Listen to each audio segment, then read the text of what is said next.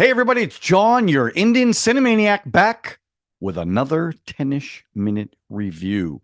Yeah, so the last one I did was Kill with Drew. I hope you liked it. It was good to have a little conversation going. It went long. I mean, that was no 10ish minute review, I got to tell you, but it was good. It was good to get the dialogue back. Okay, so this film that I'm about to talk about was, if you remember, I had a list of movies that you guys all recommended, and it was a long list. I think there was almost 30 films on it, and a bunch of them weren't available for me to stream, and this was one of them.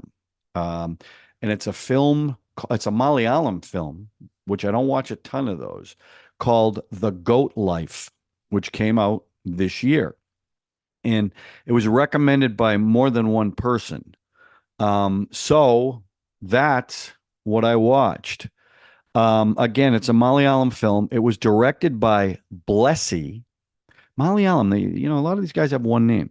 I don't think I've seen anything that director has directed. It stars Prithviraj Sukumaran, who was in Bade Miyan Chote Miyan, which you guys all hated, and Jana Gana Mana, which I liked. An actor I recognize from American stuff, Jimmy Jean-Louis, who was in a series called Heroes and the Netflix film with Ryan Gosling called The Gray Man, which was pretty good. And also another actor I have not seen before, R.Gokul. Um, Opening thoughts about this film. I think you guys have figured out my taste in movies, um, and what I respond to. This movie was a very difficult watch because the subject matter is pretty brutal. And this is based on a true story, which I can't even believe that it's true. I'm not sure what year this thing happened to this person, Najeeb, but it's hard to believe that something like that could happen. So the story is a story about two men, Najeeb and Hakim, who come to, I think Saudi Arabia. I'm not sure about that. I think that's where they end up to work a job. And they're at the airport, and it's a very uncomfortable scene because nobody understands their language and they can't communicate with anybody. Very, very little. Hakeem speaks a little English. For the most part, they can't communicate. So they're looking for whoever their employer is going to be, who sponsored them for visas. And so they're looking around trying to find somebody. All of a sudden, this guy shows up, and he's what do they call it? I want to make sure I get this right. Kafil. He's a kafil. And he tells them to come with him. So they go in this truck and they're driving, and it's not exactly what they thought it was going to be. They were promised a lot of things. In fact, Najeeb mortgaged his house to pay for the visas to be able to do this. Now, they call each other brother, but in these movies, that doesn't mean anything because at the beginning, I thought they were brothers. Then you find out they're not. It's just a term of affection, like uncle. So now they're separated. One is put in one place, and then they drive farther in the desert, and Najeeb is put in another place. And this is where the movie starts. And it's the story that instead of finding the job that they were looking for, they become basically slaves at a camp with goats and camels. And it's how he tries to he can't figure out what's going on. He can't communicate with anybody because they don't speak his language. And it's just brutal. I mean, the treatment that he gets as he's trying to figure things out is brutal. And it is a difficult film to watch. It was very difficult.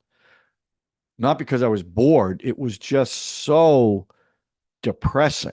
So, and I tell you something else, not a lot of dialogue because nobody can understand him and he can't communicate. There's not a lot of dialogue. That doesn't take away from his performance, which was unbelievable. To start off as this innocent guy coming off the plane and how he ends up is an incredible performance.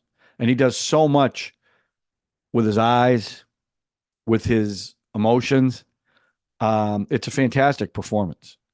But that's the movie. And then at about the 3/4 mark, him and Hakeem, the guy from the plane, they find someone to help them escape, and that's who Jimmy Jean Louis plays. And then it's a trek through the desert with no water, no food, and how are they going to get out of this?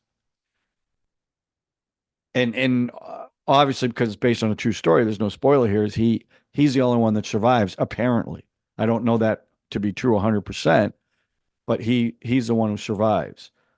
So as far as the story goes, I guess I'm going to give it a 4 because it's a true story. Now I don't know how much dramatic license they took, but it is an amazing story. What this poor man went through. And there's some flashbacks, not too many though, that kind of explain how he got here, his wife, that relationship. So again, I give the story a 4. The performances, which if you look at what I would call the 3 main characters, which is Najeeb, Hakeem, and I didn't write down the Jimmy his character's name, but he doesn't show up till they try to escape. Um, but it's really uh, Prithviraj who carries this film on his shoulders, almost from start to finish. It's an amazing performance. Physically, he got emaciated for the role. I mean, there's a scene towards the end where he's about to escape, and for the first time, he really gets to bathe, and he walks naked over to the water tower, and he looks like this. And from what I understand, this actor lost a lot of weight by not eating anything and not drinking any water for, I think, 3 days, they said. So physically, the performance is unbelievable. The what he goes through, he gets beat up, he gets his foot busted, he gets rammed by a ram in his head, he gets hit with a rifle, and it's just abuse after abuse after abuse, and you can see the man just getting beaten down. So I would say, and I think the younger guy who played Hakeem was good too, like what he started out as and what he ended up as. But it's the lead that made this film, and I give that performance a 5. It is a really unbelievable performance. Um, as far as the music goes, now my complaint about Malayalam films is always the music never stops.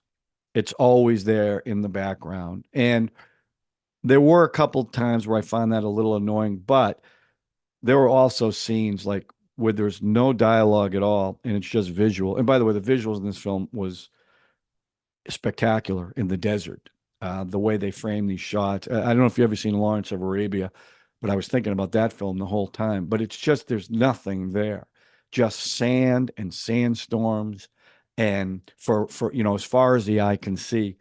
I can't even imagine what that must have been like for this guy. And if half of this story is true, but it was visually absolutely gorgeous. And when they do the flashbacks, the contrast between the flashbacks and the desert is stark, right? It's almost like 2 different films with colors and visual. So the music, and there are a couple of musical numbers, but nothing like the Bollywood films. They show a flashback where they get married, and that was a beautiful scene too. Boats with lanterns. So the music I thought was pretty effective, but it wasn't like it wowed me. It wasn't like I hated it. So normally when that happens, I give it a 3. And I think that's pretty accurate. It was a 3. I mean, those scenes in the desert, that music really did resonate with me because those scenes were just brutal. Before I get to the overall, I just want to see. Oh, they did this one scene that was really cool. he's not drinking any water because the kafil won't give him any. And there's something where all the water gets dumped on the sand and he's passed out and you see the water trickle down into the sand and all of a sudden it transitions into a river from his home. So it flashes back to the river. And those scenes with his wife when he teaches her how to swim, just beautiful scenes. Beautiful underwater, on top of the water, just a well done, which makes what he's going through in the present moment that much worse when you see how happy he was and how full of life he was. There's this, people, I saw the reviews and people are complaining about the CGI vultures. And, I got to tell you, that didn't really bother me. I just found that scene just kind of harrowing that these vultures were pecking away at him. It was, so that didn't bother me. Um,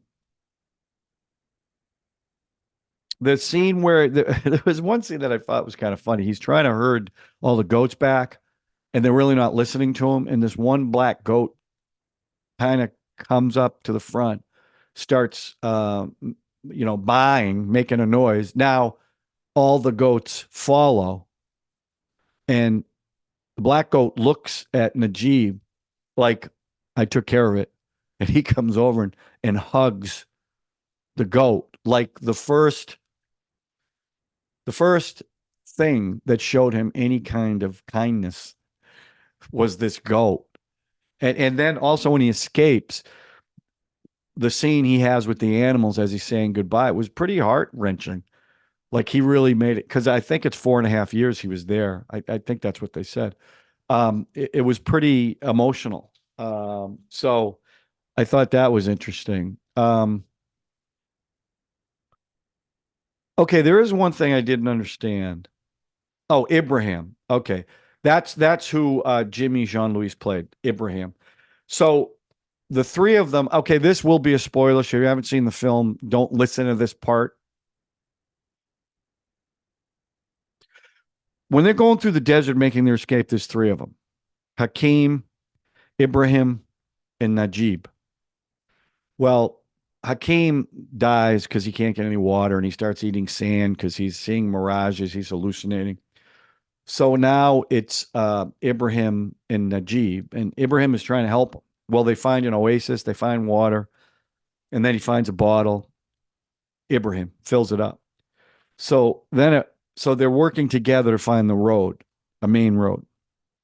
And Najeeb wakes up, and all of a sudden, Ibrahim is gone, but the bottle is left with the water. Now, I don't know what happened. What happened to this guy who's been with him from the time they left to escape and has really been helping him the whole way, suddenly disappears with no explanation. Now, at the end of the film, in the police station, there is a picture of him on the wall, but I'm not quite sure what that meant. Missing persons, found dead body, I don't know, but there was really no real explanation. Um, and then the final scene in the police station where they're all lined up, all these people that have been abducted or whatever, or they've been sponsored for visas. Now the sponsors are coming through to pick them out. And they show one guy first who beats up the guy that he sponsored. Well, the kafil that Najeeb worked for and was brutal to him comes walking through. And at first doesn't recognize him because he's got a haircut, the beard's gone. He looks much better. So he looks at him and then walks away. All of a sudden, he turns back around and recognizes him. Now, Najeeb is freaking out. And the kafil walks up to him and says, if I actually sponsored you, I would drag you back to Massasis, I think it was. But because he wasn't the legal sponsor, he couldn't do that. So now that's when you realize he wasn't the sponsor. He kidnapped him, right? Now, big sigh of relief. Um, and how it ends. And you would think a movie like this would end with him back home with his family, his wife, his son who was born that he never saw, but it didn't. He is about to board an airplane after I'm not sure how long, but it's been a little bit of time, and he realizes he's going home, and it close up on his face, and then it fades, and that's the ending. It is a now I will say this about the overall this is a tough one for me, and I don't usually do this, but I'm going to give it a 3.5. I I was I would have given it a 4, but it was too long. Now, the length of the films don't bother me like they used to, but I will say this because it was such a difficult film to watch, it was just too long to feel that kind of emotion for 3 hours.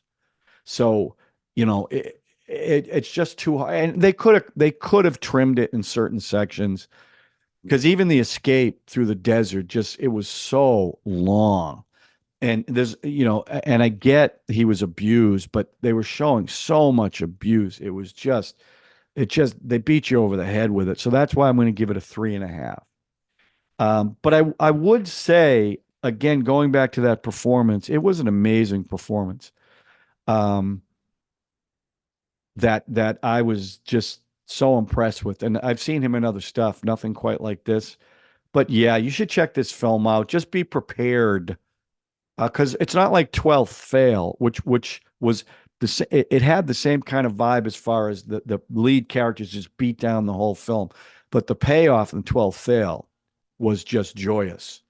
And in this one, that wasn't there. Now you were thrilled that he wasn't going back; he was going home, but it missed that. So just be prepared for that. But thanks for the recommendation. I'm not quite sure what I'm watching next. So, but I'm back in the rhythm, so I'll be watching several to put these out shortly. But that's my 10ish-minute review. Thanks for watching, everybody. And let me know if you saw the film. Let me know what you think about it. Let me know what you think about what I thought about it. Whether you agree, disagree. That's why we're here. So that's it. Hope you enjoyed this one, and we will talk to you soon with another 10ish-minute review. Thanks for watching, everybody.